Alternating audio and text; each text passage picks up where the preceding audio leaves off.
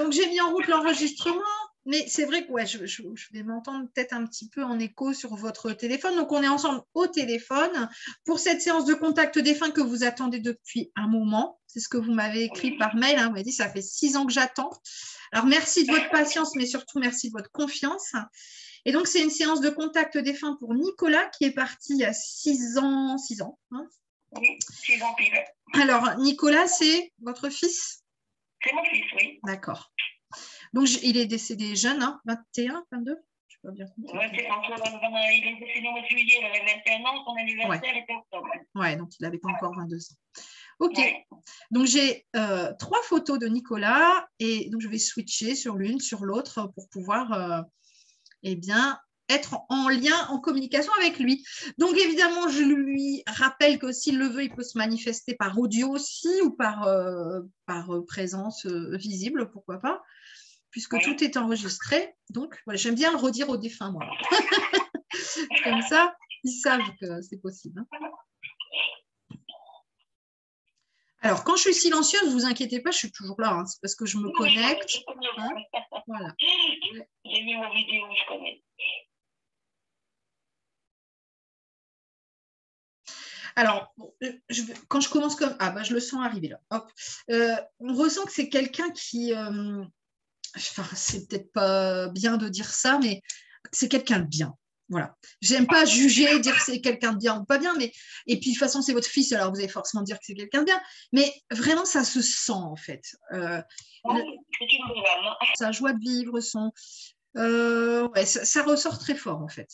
Alors là il est arrivé près de moi, pour l'instant il est silencieux. Je pense qu'il observe un petit peu ce qu'on échange ensemble. Alors en fait il me montre qu'il est content que vous ayez attendu 6 ans parce qu'il me dit comme ça, il a eu le temps de monter, lui. Donc, voilà. Mais de toute façon, vous l'avez déjà contacté par un autre médium ou une association ou je ne sais pas. Non. Vous n'avez jamais eu de contact avec lui? Si, par écriture intuitive. Ah, d'accord, ok. D'accord.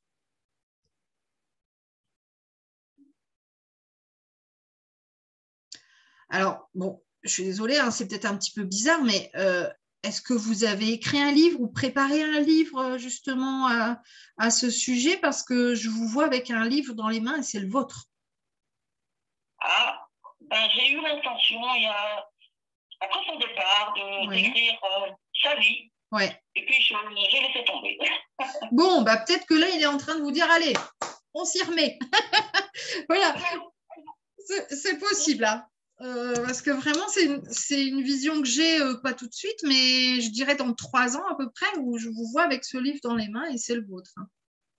Ah bon, d'accord. Effectivement, pour raconter son histoire. Alors, je ne sais pas. Voilà, je ne sais pas quelle est son histoire. Peut-être qu'il va vouloir me la raconter, peut-être pas. Hein, ça ne me regarde pas forcément.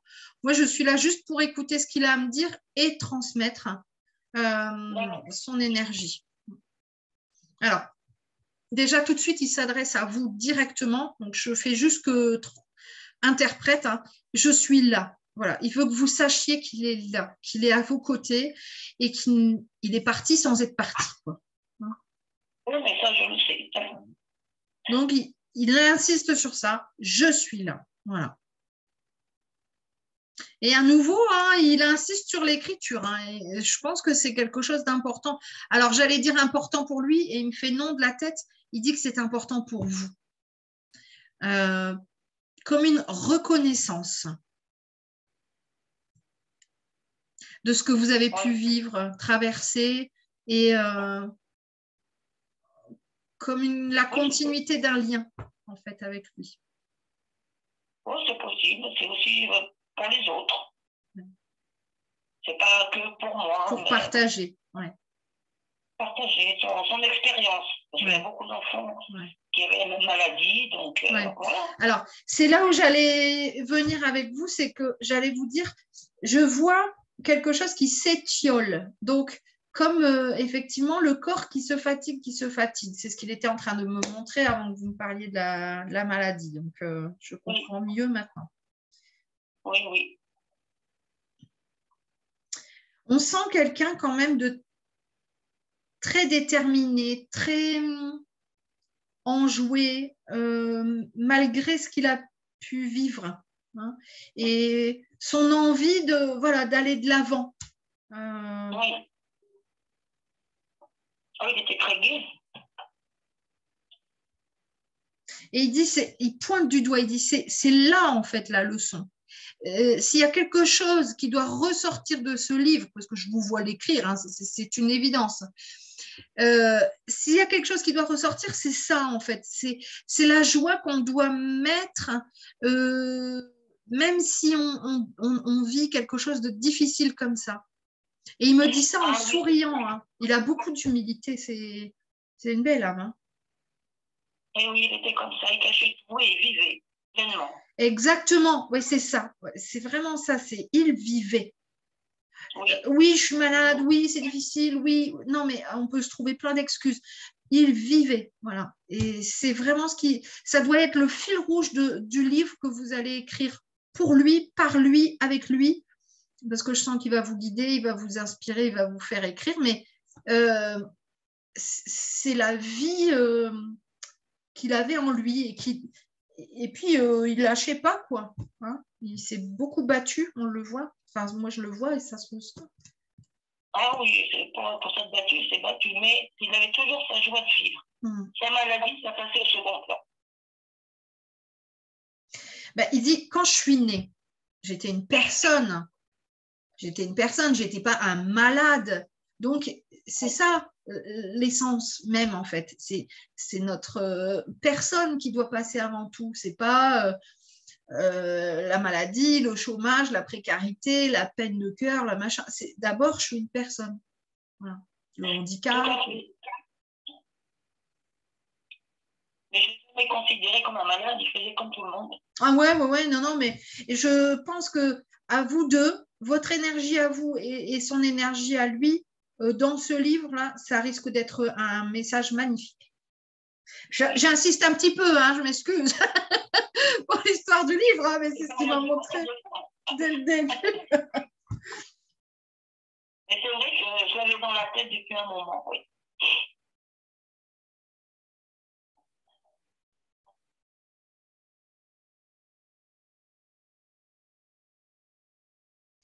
Alors, pareil, là, il vous parle à vous directement, donc je fais juste l'interprète. Il dit, maman, tu écris très bien. Je ne veux pas que vous doutiez à un moment donné de vous dire, est-ce que je saurais l'écrire? Est-ce que... Non, vous écrivez très bien. Il dit qu'en fait, c'est pas ce qu'il vous demande parce qu'il sait que vous allez le faire de vous-même. Il sait que vous allez retranscrire la simplicité qu'il incarnait, que vous incarnez aussi. Et ça, c'est important pour lui, en fait. D'accord. On m'entend fort en écho, mais parfois, c'est grâce à cet écho que certaines voix se greffent. Hein. Donc, on laisse et on réécoutera au casque ou avec des oreillettes.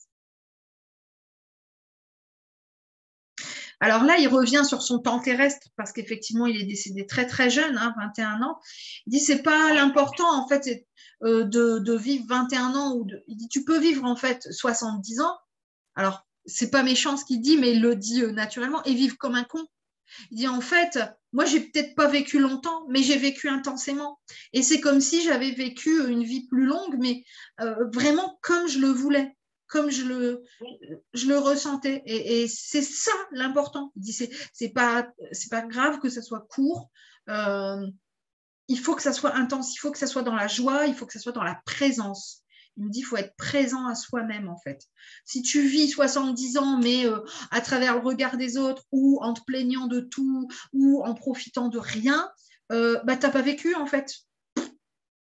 Alors que vivre 21 ans à fond, voilà. Il a vécu intensément, il a toujours laissé faire ce qu'il voulait faire, même si moi, ça me pesait. Mais je l'ai laissé faire parce que je sentais que c'était important pour lui. Ouais. Alors, il me dit, c'est pour ça, on sent, il a une énergie, mais de dingue, hein, franchement. Il me dit, c'est pour ça que c'est elle que j'ai choisie. Avant de s'incarner, on choisit ses parents. Bon, je sais, parfois, pour certains, on se dit, hein, non, j'ai pas pu choisir ces parents-là, c'est pas possible. Bah si, voilà, pour X ou Y raison. Mais lui, il savait en fait que vous l'accompagneriez. Oui, je sais. Voilà. C'est une évidence pour moi. Et donc, il avait toute confiance en vous. Oui, ça aussi, je le sais. Il me montre ça, deux chemins qui se comment dire, suivaient, quoi, deux chemins parallèles. Il dit à aucun moment elle a empiété sur mon chemin. À aucun moment elle a pris des décisions pour moi parce qu'elle pensait, elle croyait que c'était mieux. Elle m'a laissé faire, elle m'a fait confiance. Il dit ça, en fait, c'est le plus beau cadeau. Parce que comme il n'a pas pu avoir une longue vie adulte, lui faire confiance, c'est ce qui lui a permis, lui, de grandir et de vraiment s'épanouir, même si sa vie n'a pas été très longue, terrestrement parlant. Mais dans la maladie, on a pris les décisions ensemble. Ouais. Je ne vais jamais rien cacher.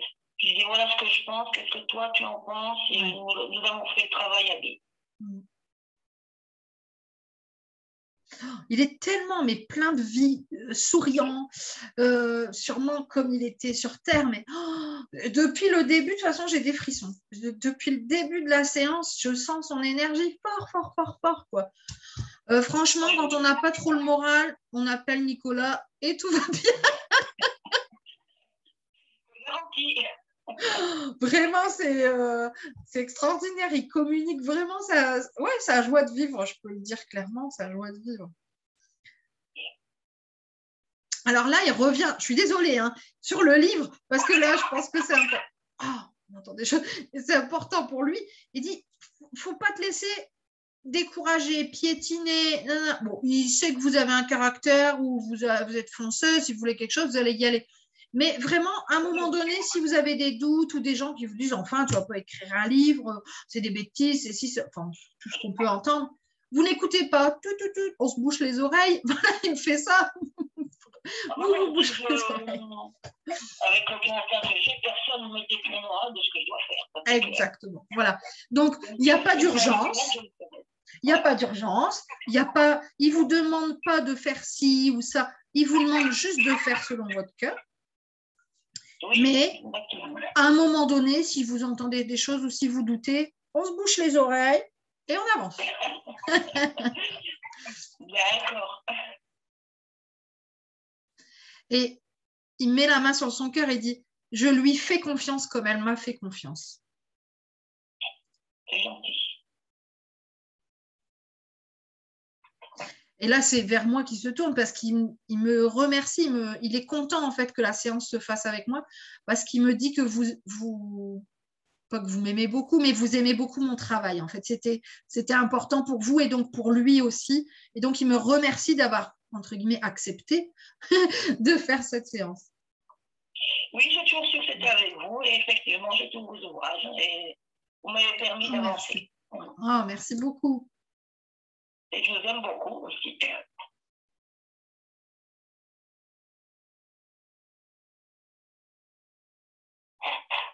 Alors, là, je ne sais pas quelle est sa maladie, mais bon, vous le verrez après sur la vidéo. Il met les mains sur sa poitrine et comme il l'ouvre comme ça, comme pour dire oh, je respire, quoi. Voilà, ici, on le voit virevolter et tout. Je respire. Donc, voilà, il a de la place. Voilà, on montre qu'il a de la place. Mon fils a été greffé des poumons. Ah oui, d'accord. Effectivement, pour que je comprends mieux pourquoi il respire. Oui, d'accord. Ok.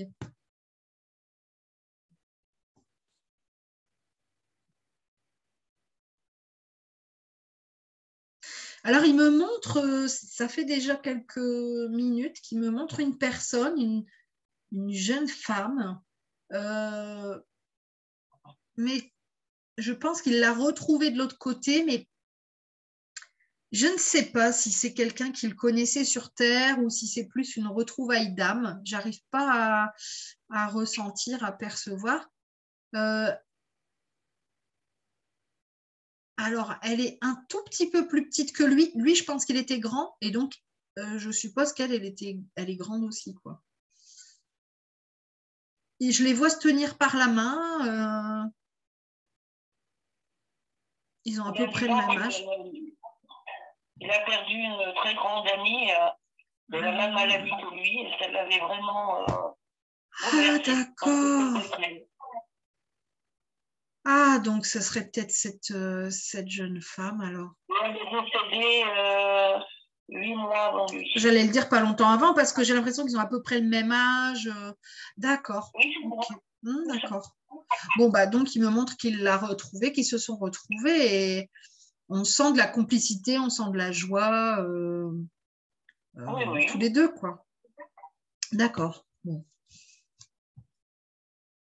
Je ne sais pas si vous avez encore contact avec les parents de cette jeune fille ou si un jour peut-être vous allez retomber dessus, j'en sais rien. Enfin, mais il serait heureux de pouvoir partager ce message qu'elle est là, elle va bien, elle aussi, de l'autre côté. D'accord. Je la vois s'éloigner, donc voilà, c'était important pour lui de vous la montrer et de passer ce message.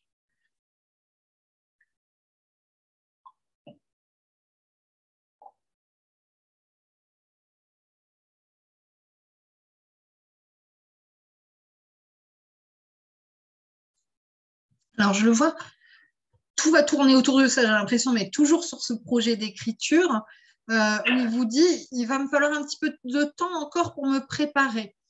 Comme si, voilà, il n'y a pas d'urgence, vous allez commencer à écrire des choses, des souvenirs de sa vie, de votre vie, etc. Et ensuite, il va vous transmettre des choses, il va vous transmettre des textes ou je ne sais pas encore exactement, hein, mais il est encore en train d'avancer un petit peu, d'évoluer un petit peu de l'autre côté pour vraiment être prêt à travailler ça avec vous. Je pense l'année prochaine. Oula. Eh bien, j'écouterai mon cœur et exactement comme j'en ai envie. Exactement. Et si je bloque, eh ben, je l'appellerai. C'est ça. Ouais.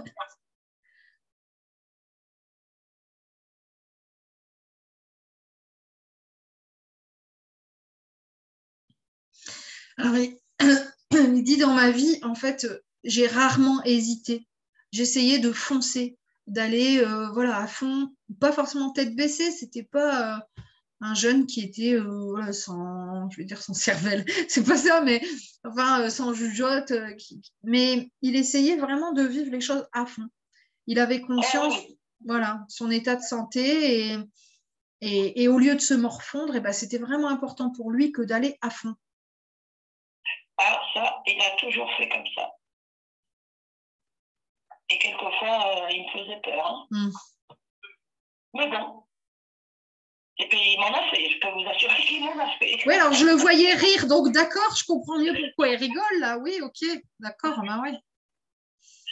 Et oui, tu m'en as fait, mon fils. Bah oui, parce que je le vois, en fait, faire ça, on verra sur la vidéo, mais comme s'il avait voulu tester des choses, expérimenter, tenter des trucs.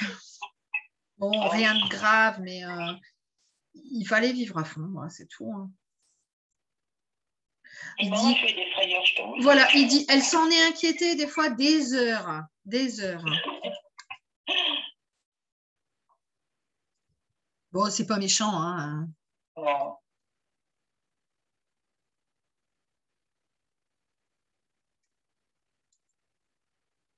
Alors là, il est beaucoup plus solennel. Autant je le vois jovial, drôle depuis tout à l'heure, mais il me dit vraiment sur la fin, ces derniers instants de vie, ça a été un peu compliqué de partir quand même pour lui. Autant il savait, il s'y était préparé, il savait que ça arriverait, machin, mais ouais, c'était dur en fait de quitter sa famille, de quitter ses proches. C'est ce qui était le plus difficile. Il redoutait ça en fait, d'arriver de l'autre côté et de ressentir un manque très très fort. Alors, c'est pas qu'il n'a pas de manque, mais il vit les choses finalement différemment de ce qu'il avait envisagé de l'autre côté. Oui.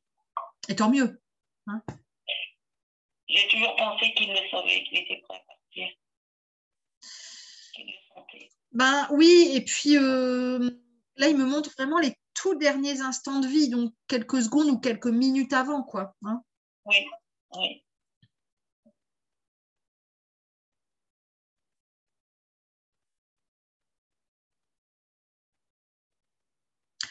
Il me dit, mais c'est très bien comme ça. Il aurait pu, il me dit, j'aurais pu être dans une souffrance terrible pendant des mois, alité. Et ça n'a pas été le cas, ou en tout cas moins pire que d'autres personnes dans tous les cas. Et il me dit, c'est tout, voilà, ça devait être comme ça, c'était prévu, c'était comme ça. Et c'est pas qu'il regrette pas, hein, mais bah si, quand même. Il me dit si. Voilà. Bon. Mais bon, il n'a pas trop souffert en partant, et c'était l'essentiel. Ouais, c'est ça.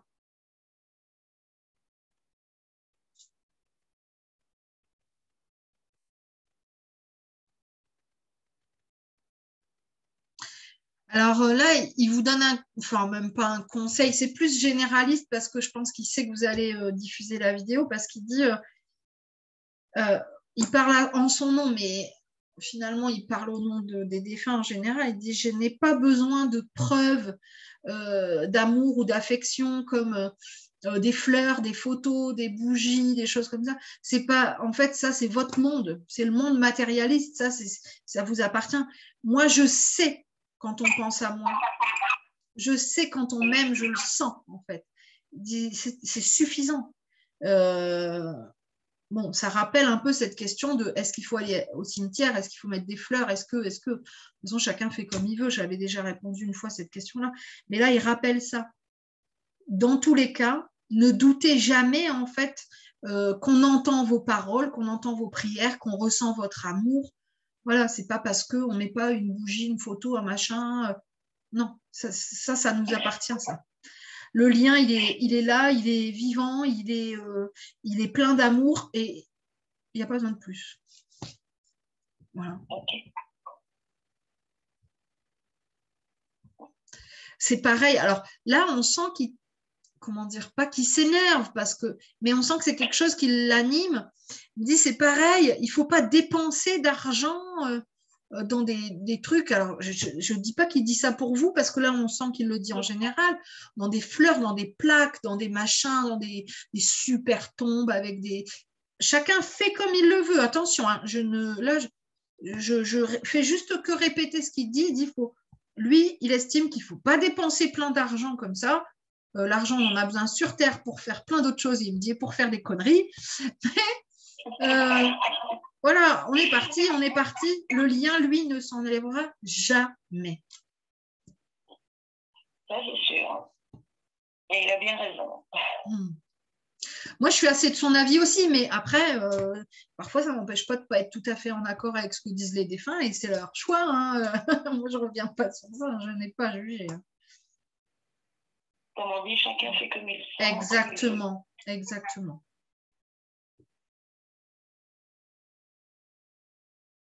Alors, je le vois vraiment très souriant, toujours, voilà, plein d'énergie. C'est une boule d'énergie, on peut le dire comme ça. Voilà.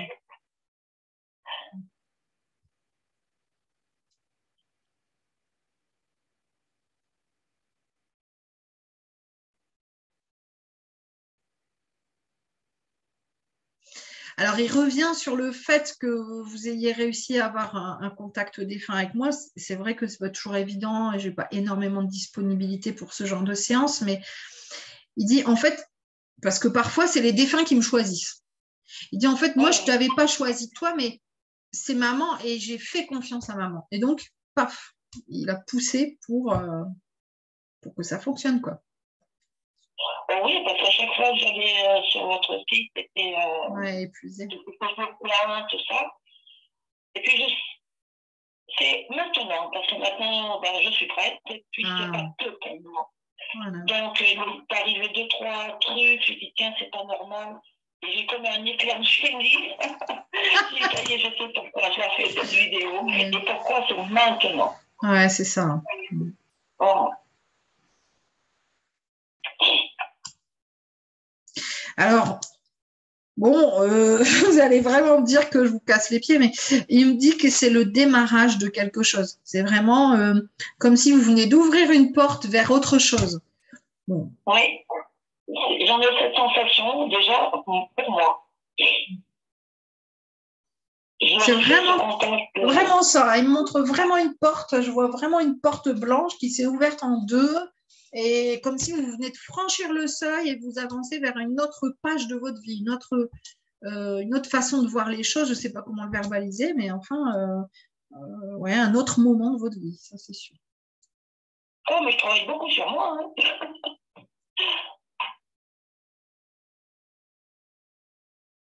Il me dit, j'ai beaucoup de chance d'avoir une maman comme ça. On sent tout l'amour qu'il a pour vous, ça se ressent très, très fort. Bon, on était très liés. Presque fusionnaires, si vous voulez. Je ressentais ce qu'il pouvait ressentir et plein de choses. C'est drôle parce que, bon, je sais que vous êtes sa maman, mais on sent comme si c'était un lien de frère et sœur. Ah. C'est-à-dire de complicité où il pouvait vous dire les choses, où il pouvait échanger comme il l'aurait fait, par exemple, avec sa sœur, une sœur. On ne s'est jamais rien caché, même dans les moments les plus difficiles, quand on m'avait annoncé qu'il n'y avait plus que 15 jours à vivre, il ne m'a jamais caché. Jamais. Et on s'est battus tous les deux. Alors, avec son humour, parce que vous devez connaître son humour, il dit, oui, enfin, c'est surtout elle qui s'est battue, parce que moi, je suis partie, après, j'étais tranquille. Ah oui, des batailles, j'en ai mené, oui. Oui. Quand je n'étais pas d'accord avec les médecins, j'en ai mené des batailles.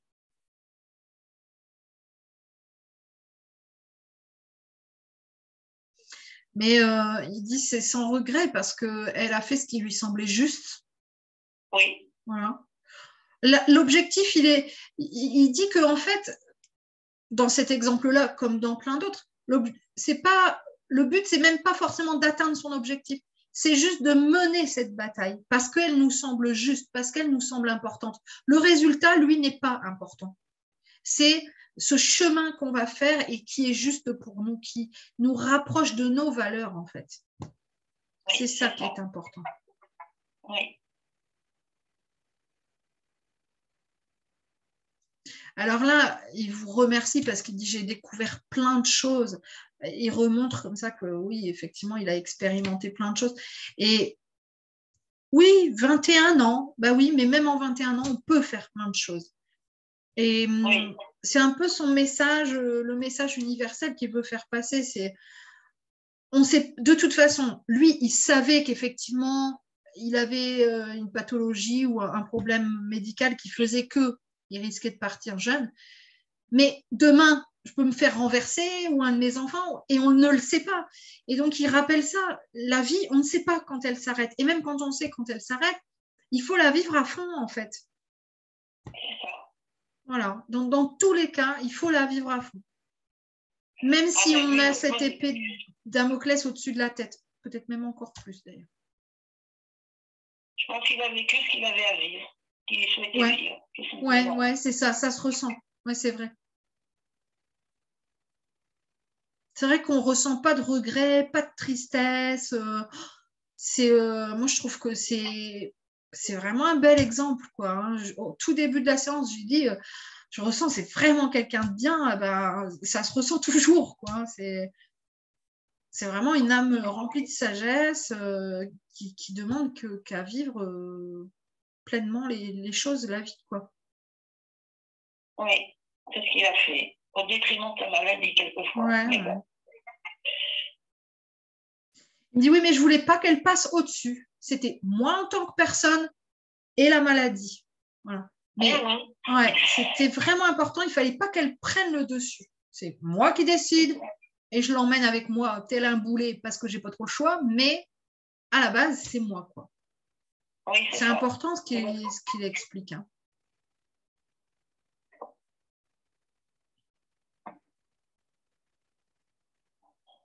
C'est la première fois que j'ai ça, il me fait la bise. Ça me fait rire. D'habitude, des femmes, bon, des fois, ils s'en vont, je les vois même pas partir. Là, il me fait la bise. Alors, peut-être pour me remercier, je ne sais pas, mais il pourrait. Non, j'allais dire être mon fils, non, quand même pas, mais enfin. Bon, ma fille, elle a 20 ans, donc voilà, un jeune de 21 ans, ça aurait pu.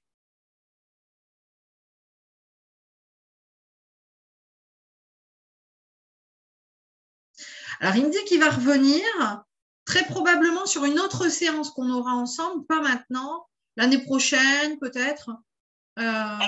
pour rediscuter avec vous. D'autres choses. Voilà. Là, c'était un premier contact. C'est chouette. Il est très heureux, très en joie et ça fait vraiment plaisir. Mais il reviendra. D'accord. Est-ce que je peux lui poser une question? Oui, bien sûr. Bon, je voudrais qu'il donne le message à son père, qui est en grande souffrance. D'accord.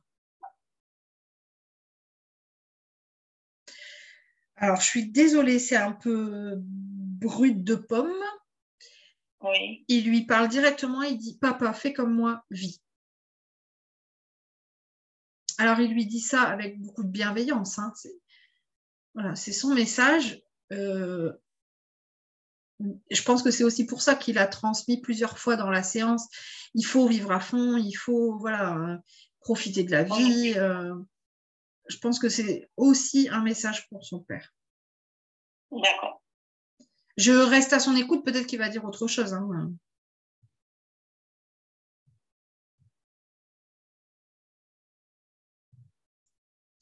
Alors, il dit, j'ai un profond respect pour mon papa, mais il faut qu'il se nourrisse lui aussi de joie et qu'il retrouve sa joie parce que il n'est pas parti en réalité. Il a fait son chemin, il a eu comme il a expliqué, son temps sur Terre. Il ne regrette rien. Et il œuvre de l'autre côté différemment maintenant, voilà. Et là, l'objectif, c'est que son papa continue en fait lui aussi à vivre. C'est un beau cadeau que de se dire, bon, c'est vrai, mon gamin, il est parti tôt. Eh ben, allez, je vais pas dire continuer sa vie, mais œuvrer dans la même énergie, quoi. Oui. Là, c'est vraiment son souhait. Hein. D'accord.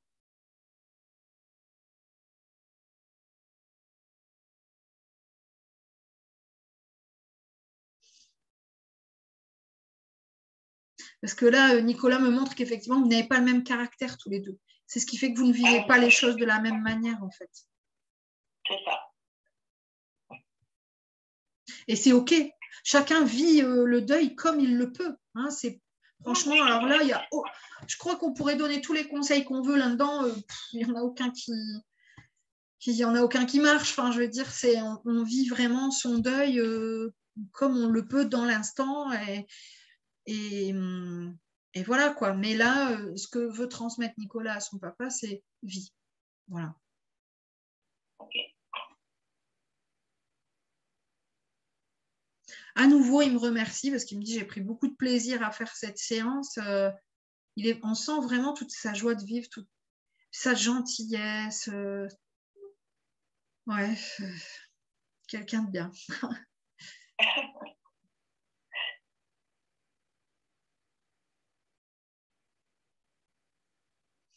Alors, je le vois repartir et retrouver cette jeune fille dont on parlait tout à l'heure, qui devait l'attendre un peu plus loin, visiblement. Demandez-lui, c'était Charlène. Il est déjà en train de partir. D'accord. Je le vois se retourner et me faire un signe de tête. Donc, je pense que oui. Hein. Il me fait oui de la tête. Je ne l'entends plus, mais je le vois me faire ça. Mais ils se tiennent la main. Alors, ça peut être fraternel, hein, mais on sent vraiment que c'est un lien. Ils ont un lien de complicité. Hein. Oui. Alors, moi, ça me pose la question. Je me dis, est-ce que peut-être ils œuvrent ensemble de l'autre côté ou peut-être que juste il me l'a montré pour dire je l'ai retrouvé. Je ne sais pas. Je sais qu'il y a des défunts qui ont vécu certaines maladies qui vont aller en fait accompagner le chemin d'autres malades, hein, d'autres ou des enfants ou autres qui vivent les mêmes pathologies en fait. Hein, donc. Alors là, c'est une grosse supposition. Hein, je mets des guillemets parce que il m'a rien montré de tout ça. Je ne sais pas. Hein, c'est moi qui suppose ça. C'est à voir. Je dis à voir parce que quand il reviendra la prochaine fois, peut-être qu'il en parlera. Je ne m'attendais pas à ça. Quand vous faire une autre séance. Si, je vois bien ça l'année prochaine. D'accord. Après, vous verrez bien. Et puis, le temps, mince. Alors, j'arrive tout de suite. Je suis désolée, mais on sonne à ma porte. J'arrive tout de suite. Oui.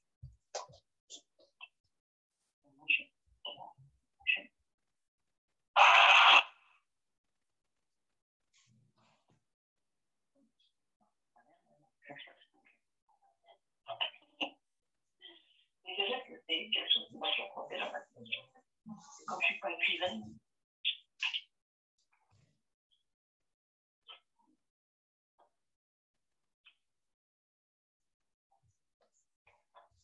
Ah, les joies du direct. C'était le livreur. Bien. Bon, mais c'est drôle parce que je me dis, bon, bah ça va, il est arrivé pile finalement à la fin, donc on n'a pas été perturbé dans notre évolution avec Nicolas. En tout cas, une très belle âme, vous avez un fils extraordinaire, vraiment. Merci de m'avoir fait confiance parce que c'est un beau cadeau aussi, je trouve, pour moi.